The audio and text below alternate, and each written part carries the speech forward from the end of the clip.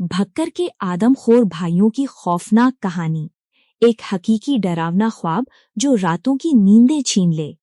तसव्वुर करें एक चांदनी रात, कब्रिस्तान की खामोशी में खुदाई की आवाजें और दो भाई जो मुर्दों की लाशों को खोद कर निकालते हैं, उन्हें घर ले जाते हैं, टुकड़े करते हैं और पकाकर खाते हैं जैसे कोई आम सालन हो।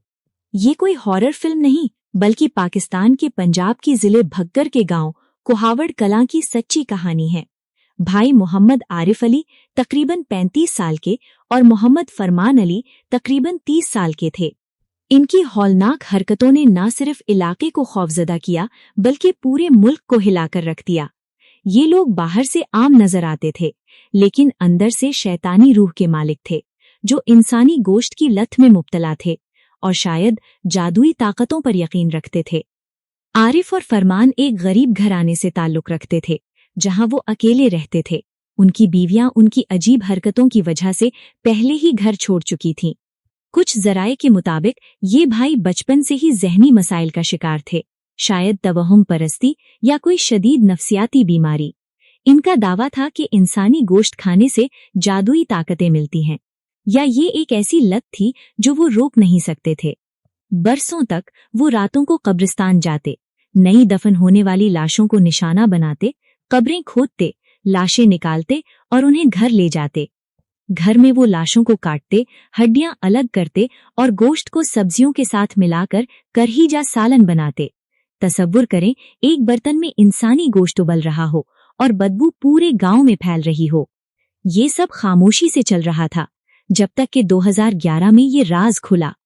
अप्रैल 2011 में गांव वालों ने कब्रिस्तान में कब्रों की खुदाई और शदीद बदबू की शिकायत की। पुलिस ने आरिफ और फरमान के घर पर छापा मारा और जो देखा वो किसी डरावने ख्वाब से कम न था। एक ताज़ा दफनशुदा औरत की लाश का गोश्त बर्तन में पक रहा था। भाइयों ने फौरन एतराफ कर लिया कि वो बरसों से ये सब कर रहे थे। तकरीबन 100 कब्रें खोदी जा चुकी थीं। पुलिस को घर से इंसानी हड्डियां, खोपड़ियां और गोश्त के टुकड़े मिले।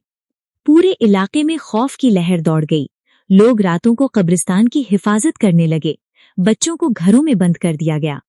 अदालत में ये हकीकत सामने आई कि पाकिस्तान में आदमखोरी का कोई मखसूस कानून मौजूद नहीं, इसीलिए उन्हें सिर्फ कब्रों की बेहुरमती के जुर्म में 2 साल की कैद की सजा दी गई।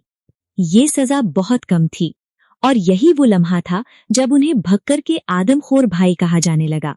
2013 में रिहाई के बाद उन्होंने वादा किया कि वो बदल जाएंगे, लेकिन ये सब झूठ था।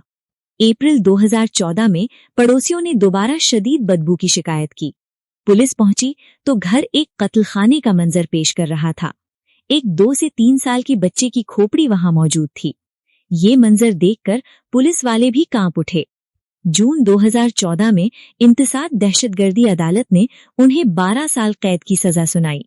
अदालत ने कहा कि उनकी हरकतों ने पूरे मुआशरे को खौफजदा किया। डॉक्टरों के मुताबिक ये एक शदीद ज़हनी बीमारी थी, एक ऐसी तारीकी जो इंसान को इंसान नहीं रहने देती।